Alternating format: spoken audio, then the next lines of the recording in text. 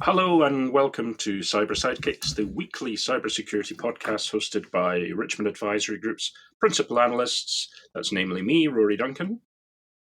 And moi, Christina Richmond. We were joking because I had me, moi, and I on our podcast recording today. And moi, Christina Richmond. This podcast is your go-to partner for understanding the cybersecurity market, industry trends, and the real-world challenges of protecting organizations today. Hi, Rory. How is it over in Scotland today? Oh, hi, Christina. It's actually sunny. Spring has kind of arrived, at least for today. So Lovely. today was a laundry day, and this is kind of part two of the discussion about drying clothes in Scotland when you don't have a dryer, or you don't really use a dryer. But no, it's fine today. We've got the bumblebees have started to come out. You know, the huge big ones, the queen ones that come out, kind of bundle around. And the helicopter bumblebees. Yeah, they're massive. They're absolutely huge. So that's good to see. There's just not that many flowers out for them. Well, what's interesting to me... Go ahead, sorry. No, I was just going to say, Christina, but how about you? Because obviously the listeners have been kind of part of the whole journey of your sickness and your recovery. How are you feeling? Well, nothing has taken me down since 2019 when I was probably patient zero, typhoid Mary for COVID, and nobody knew what it was. So nothing has quite taken me down like that until this. And this was just a virus. It wasn't COVID. It wasn't flu. Mm-hmm. But anyway, I'm still clearing, as you can hear. I'm still coughing, as you can hear. But I am much, much better, folks. And thank you for your patience with me as I, clear and cough and whatnot. But I did want to, just coming back to the Edinburgh thing and where you are with spring, your latitude is 55 degrees. Yeah. And ours is 47. Yeah. And almost 48. And so what's shocking to me is that you're ahead of us. You have bumblebees. We don't. We have some birds that are starting to chat at us at 4 or 5 in the morning. Mm-hmm. And in the middle of the summer, they'll be waking us up at 3 in the morning, little buggers. But we're just getting that. We really don't have any daffodils. We don't have any bumbles. So congratulations. I don't know how that works at 55 degrees latitude that you have spring ahead of us. Well, I mean, you're further inland, though. Spokane is kind of further inland, isn't it? We're right on the coast, so we're kind of milder, and also we're on the east coast, so it's a bit drier. But also, a lot of our weather is predicated by where the jet stream is. The jet stream wobbles and moves, and it can either be above us or below us. And if it's below us, it tends to bring cooler, colder weather from the north, but it's dry and sunny. Whereas if it's, in the north of us, it's brought whatever it is from the Mediterranean. At the moment, we had terrible weather in the Mediterranean. That hasn't come to us, which is good. Oh. Yeah. Okay. Christina, I just wanted to mention, we should probably get the show underway, but a couple of follow-ups that we had from last week, and then we'll go into our discussion about CNAP. Yes, please. So, the Richmond Advisory Group's YouTube channel is now live, and I'm going to put the link to that in shows. Yes, the crowd is applauding. Yay! Yeah. So the YouTube channel is where we'll be posting videos of show reports, discussions with vendors, talking points with folk in the industry, some behind-the-scenes insights, and so on. Again, it's going to be informal and chatty, very much like this podcast. And the first pieces of content are already published. There's a quick tour of the Cloud and Cybersecurity Expo in London from the 12th of March. And then I'll be putting up 3 short discussions with some of the vendors that I met down there, including Yoav Cogen, who's the CTO of Satori Cyber, then Nico Sanguinetti, who's the Inside Partner Account Manager for ESET UK, and also Ed Hume, who's the Managing Director of Advanced Cyber Defense Systems. So there'll be a link in the channel in the show notes. Take a look, and if you like what you see, feel free to subscribe to the channel. Big news of the week, right? One company bought another one, something like that. Christina? Yeah, a little company bought another little company for just a bit of change. Wasn't huge. No, I mean, gosh, Google and Wiz, of course, everyone is talking about it, even if they don't really know what they're saying. they're talking about it. Yes. And so we're going to do the same. Hopefully we know a little bit of something to be able to talk about. So what do you think, Rory? I mean, just first blush, what do you think? My reaction was, gee whiz, right? What an enormous amount of money. $32 billion in cash, In cash. which, as I then tried to find out some relevant sort of statistics to compare it with, it's equal to the GDP of Iceland, or 10 times the GDP of Greenland. I think many listeners might be more familiar with Greenland, given its place in the news at the moment. But also, I guess my thoughts were, is this a tale of, IPO caution because of at least previously, the statement from the company, this is Wiz, that they would be looking to go to IPO. Is it a reaction to the current market conditions? Maybe just an opportunity to cash in? Those were my initial thoughts, but also I think we were going to have a little bit of background on, CNAP itself and what does it mean and where it's been and where it's going.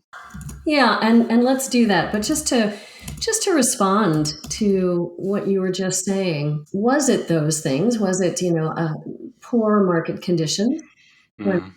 Maybe. Was it an opportunity to cash in? Maybe.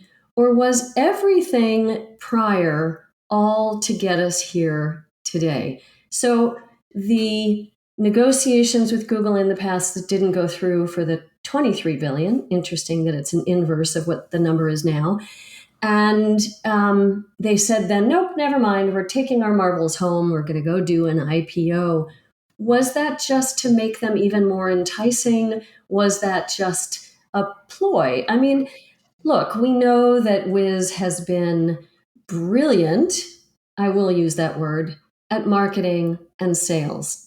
Now, that's not to limit some of their other capabilities. They have many, many good capabilities, but they do know how to have the conversation, and they know how to stay in their lane, and they know how to walk with whoever the sales target is or the acquisition target is to help them understand the value. They chose the name Wiz for a reason. There was a blog that we read by fellow security tinkerer Ross. I think it's Haliuk. I might be mispronouncing his name. Venture in Security. It's a great blog called The Wizard of Cyber, and he really unpacks this. So I would love to give him a shout out and tell folks to go. Well, what I'll do is I'll put a link to that in the show notes as well. And it was after the failed 23 billion and before the obviously not failed 32 billion.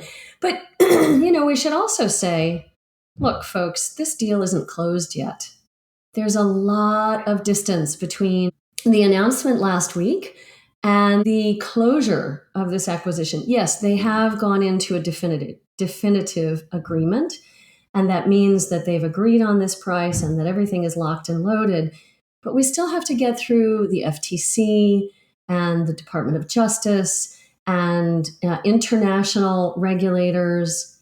So there's still a long trajectory ahead of us before it closes, right? Yeah. The bigger the acquisition, the longer it takes to close or to at least be integrated. And depending on whichever administration's in power, may have a different attitude towards it as to those in the previous years. I think the other aspect is that, even though Google has a substantial track record in acquisitions, right? They've made 262 acquisitions in total. I think its most active year was 2014 when it had 31 acquisitions. It doesn't necessarily mean that it will be a successful purchase or integration. It doesn't necessarily mean that there will be a rosy future for any company it's acquired. Sometimes that's the case, sometimes not. So yeah, the jury is still out on that, literally, and we'll see how that happens. But yeah, let's talk about what it is, CNAP, and that's what brought this into the attention because of the nature of Wiz itself.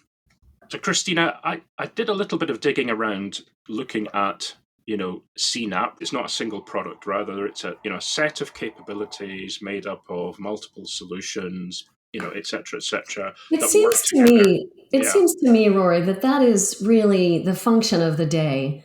Everything that we're looking at in security, because security is complex, is not one magic bullet product, right? Yep. It is a framework. It is a journey. We've talked about CTEM. We've talked about zero trust. CNAP is yet again kind of the same thing. It may not be a framework or a journey as much. It is a bunch of point solutions that work together in a platform. Would you agree? Yeah, definitely. It can be seen to be described as having kind of 4 parts to it, or 4 key functions that are grouped into 2 parts. So the first part are those aspects that focus primarily on the protection of applications. Cloud Infrastructure Entitlements Manager, so a CIEM, with a Cloud Workload Protection Platform, a CWPP. So that's primarily, but not completely, focusing on the protection of the applications. The second part of this is 2 parts, is those aspects that focus on the kind of traditional network level protection. So you've got 2 parts to that, which is a cloud access security broker and a cloud security posture management manager. So a CASB and a CASM. Now, there's a chap called David Strom who published an article in CSO Online a few years ago. The vendors tended to, and this is a few years ago, approach it from either one of these 2 angles, either the DevSecOps perspective that focused on the CIEM and CWPP, where the traditional IT security perspective focuses more on the CASB and the CASM. So it may not be as polarized as that, but it's a good way to start to do a compare and contrast exercise. What do you think?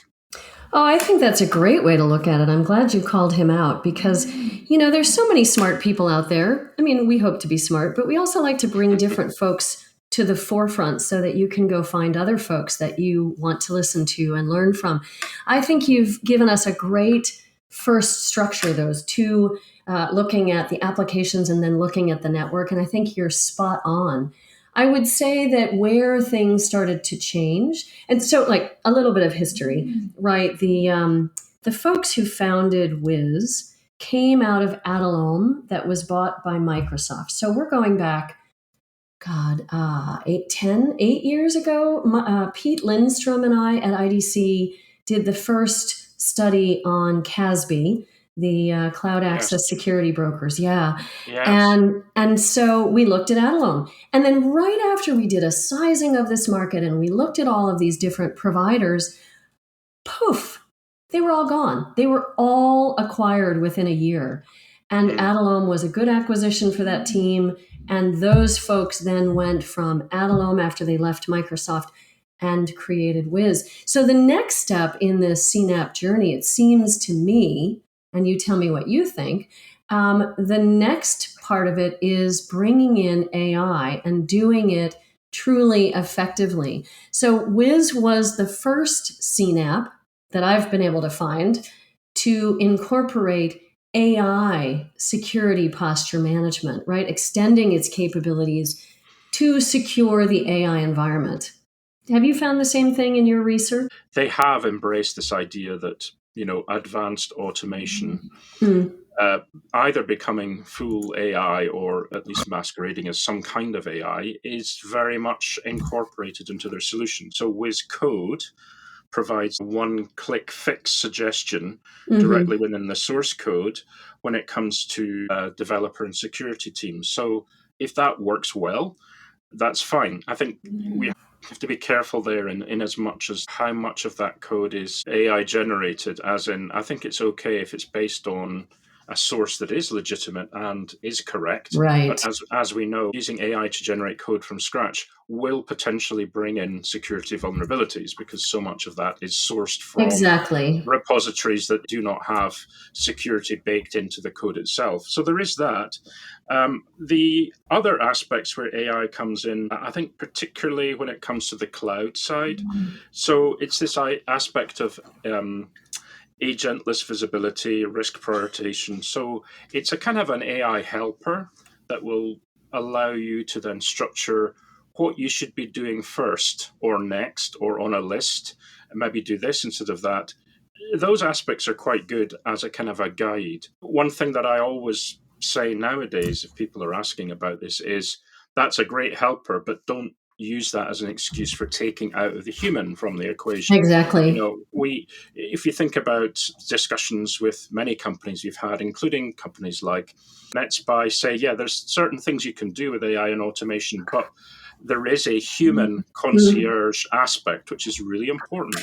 At the end of the day, you cannot take the human out of the loop, because that will potentially backfire unless there's some kind of oversight. So what do you think? And even our guest last week, Josh Ray, who is the founder of Blackwire Labs or Blackwire AI, he was talking about the need for human curated content, because really AI only distills and analyzes the content that exists. So if it's content that's in the internet, in the wild, it will bring that to the forefront and it will tell you all of the things it can find on the internet. And it puts it in a nice, clear way to read it out. And it's helpful in terms of remediation guidance and next steps. But if that content does not exist in the first place, it's not going to be able to make it up. AI is not creative yet. No. Yet. Maybe it won't be. We don't know. Well, I think that's where the kind of the far off promise of artificial general intelligence perhaps would come in. But at the moment, generative AI seeks to provide you with an answer to something. It never says, I don't know. But, Wiz being currently an independent private company with many, many partnerships, it's about integrations. Now, you and I have talked about integrations a lot. In other words, the ability for a platform to perform automations and full integrations with many, many other companies' products and services. Right. Wiz lists 157 different integrations with other services, and a bunch of these are with other hyperscale providers. So Microsoft Azure for various things, with Amazon Web Services for various things, even Oracle Cloud, I think it had some kind of integrations with, and that's fine. And that shows that they have a platform that is relatively easy or straightforward to integrate with. And that includes some of the more advanced AI features that they don't necessarily provide internally. I think the question is, to finish that point out, was if it's becoming part of Google Cloud, it will kind of lose many of these partnerships to some of the biggest vendors like Microsoft and AWS. We had a bit of a chat on Slack about all of this. AWS, Microsoft Azure, Google. I mean, certainly Google has been air quotes behind AWS and Azure when it comes to cloud. But there's also the flip side of the coin, which is there could be some challenge to this acquisition going through because of what we were talking about earlier, the competitive nature, that the antitrust concerns. US, EU, other markets might think that this acquisition will create anti-competitive conditions. So what's interesting is this is, in my mind, if I were to make it really simplistic, it's a couple of things. One is it's Google vying for its part of the market that it has not gotten in competition with Microsoft and Amazon. Will it be shut down and told, sorry, that's too competitive, and the antitrust lawsuits that are already ongoing? I think there's one with Wiz currently with Orca Security that says that they're using some patented technologies in an unauthorized fashion. And then there may also be antitrust lawsuits saying this is monopolistic. So we don't know whether it's actually going to come through. I would guess it will come through, Rory. I think this is a litmus test for the new administration, the Trump administration in the US. I think he's very pro-tech. I think the last FTC person, I can't remember her name, under Biden was very anti-tech. Now, this new guy, Andrew Ferguson is his name, he really is untested when it comes to tech. I think he's a fairly balanced, interesting person from the research I've done, but we'll have to see whether he gets leaned on, right, to make this come through or not. But anyway, back to the thought that I had about, I think there's a couple of things that Google gets out of this. One is it gets to be competitive in the CNAP space, in the cloud management space. but it also gets to up its game in terms of security. So, I mean, we've talked about the agentless architecture, right? We've talked about platform, and we've been talking a lot about platformization for the last many episodes. I think we're on episode 9, right? So I think since episode 1, we've been talking about platforms. So it definitely gets those things, the agentless architecture. It definitely gets a unified platform.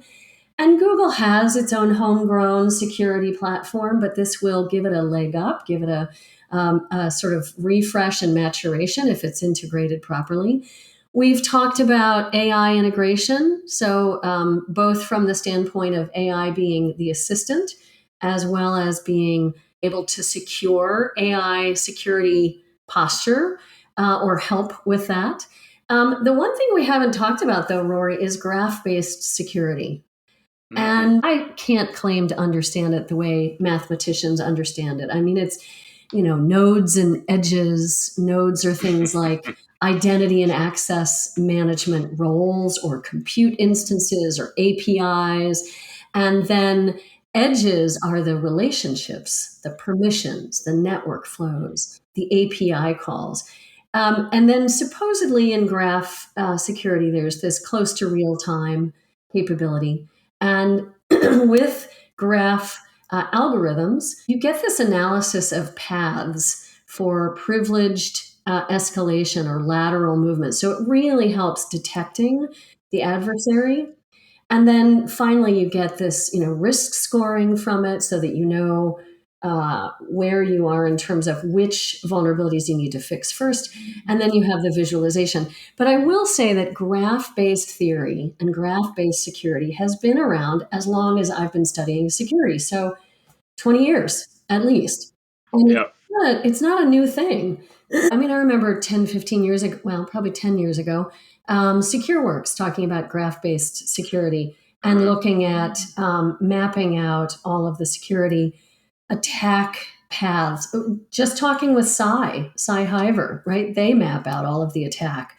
So graph-based visualization has been around for a long time. I think what might be net new here is the mapping of all of the cloud resources and their relationships, right?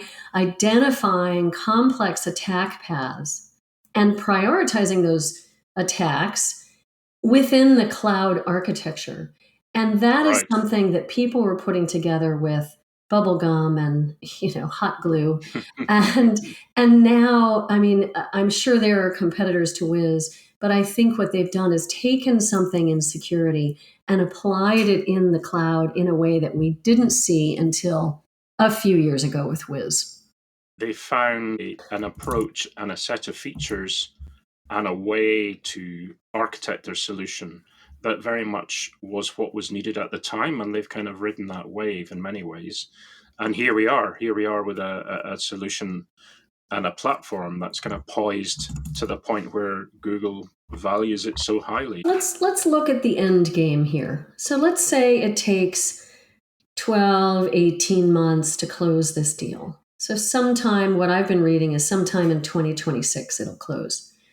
So if all goes well, the global regulatory folks and the FTC and the DOJ all say, okay, we think this is okay. Maybe we'll put a few limits on it here and there to reduce some of the competition.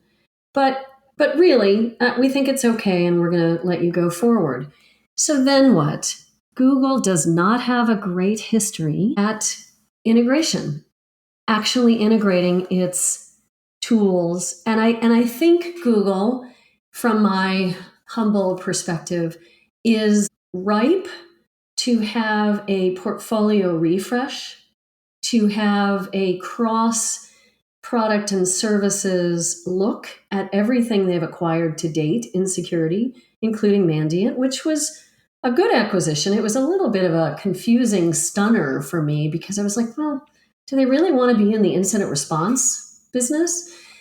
But apparently they did. I haven't seen that integrated really properly across all of the products and services that Google has. So as we've said, we've been looking at CTEM.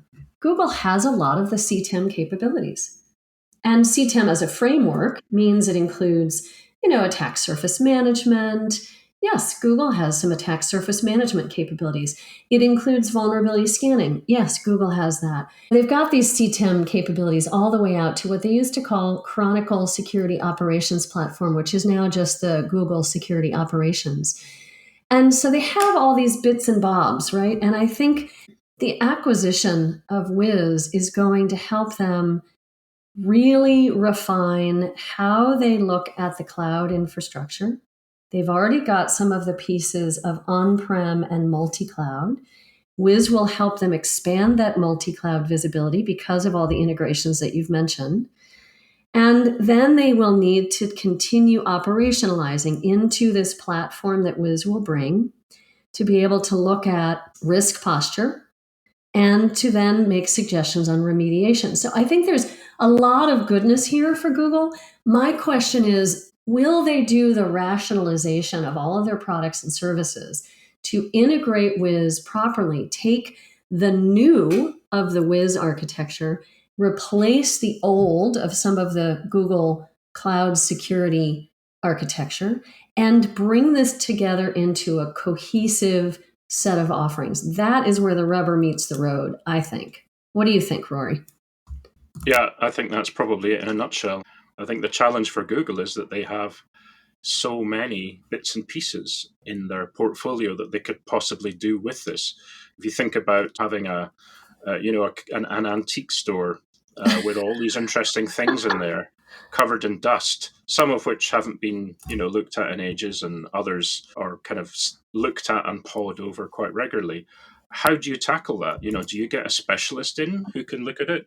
Do you have a big clear out? Maybe it's a spring clean is required. I think the challenge there, of course, is you're dealing with many different groups and personalities and leaders within Google itself who will have their own view on where the different parts of the portfolio fit. All of those things will be going on. And, like it or not, even if everybody agrees to everything that's suggested at that executive level, it will definitely take a long time. And if it could even be done at all, I think at the back of my mind, when it comes down to it, and I know we mentioned it briefly earlier, this idea of the platform, is that, a company like Google should be able to say, hey, here is the perfect, complete, all-inclusive platform for whatever, cloud or security, whatever. They have all these hundreds of companies under their umbrella. I think the issue with saying that, and I will talk about this more over the coming weeks, the issue with saying that is that no platform is ever complete, right? Right. It's only complete at a point in time relevant to the requirements of the tasks at hand, right? So as Right. existing requirements change or new requirements emerge, the platform needs to add those features or functions in order to maintain its complete status. So the more requirements a platform needs to satisfy, the more it needs to be updated to maintain its status of being complete. So it's a kind of a constant evolving, never-ending Well, process or well, it procedure. is. Well, it is. And it's also, do you want to be on a platform as a practitioner, as a security practitioner? How has that gone to date? We have lots of platform providers. We have Prisma Cloud, we have Cortex, we have the Microsoft Defender capabilities, we have smaller companies that all have their own version of platforms. And how is that going? I think there's the benefit of unified security platforms because all of it's in one place. You can feed in all of your tools, all of the telemetry from everything. You can look at your risk posture. You can make decisions, ideally, to be able to remediate across all of those if it's an open architecture. But there are also those practitioners who really still want best of breed, and they don't want the vendor lock-in of being on one platform that one company says is the best.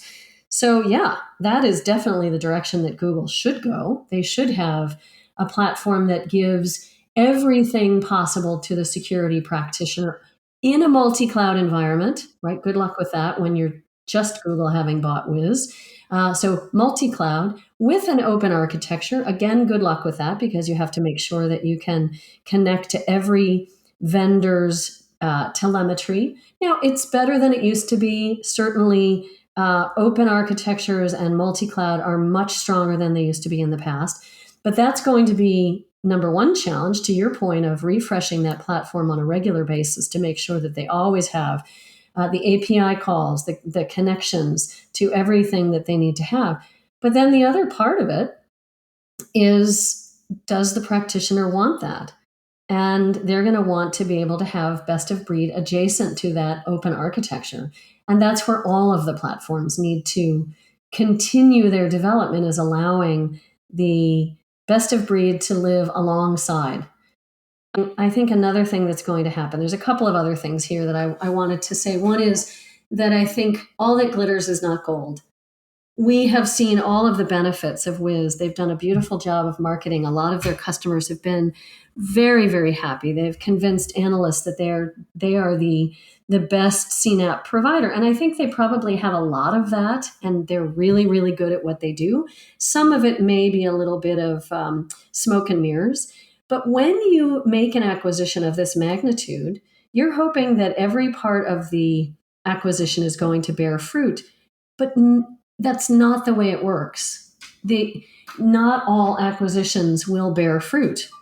And some of what glitters will turn out to be rather tarnished, because maybe it has been put together with Band-Aids and hot glue. But as Google unpacks the Wiz acquisition, it will find the things that work really well and can integrate well, and then it will find the things that do not and cannot. Yeah, I think that is absolutely spot on.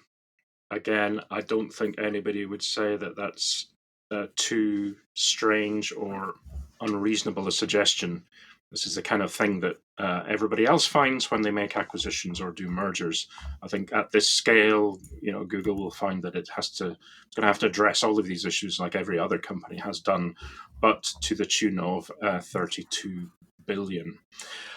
On that note, having had, I think we talked for, what was it, like 3.5 hours or something on this subject?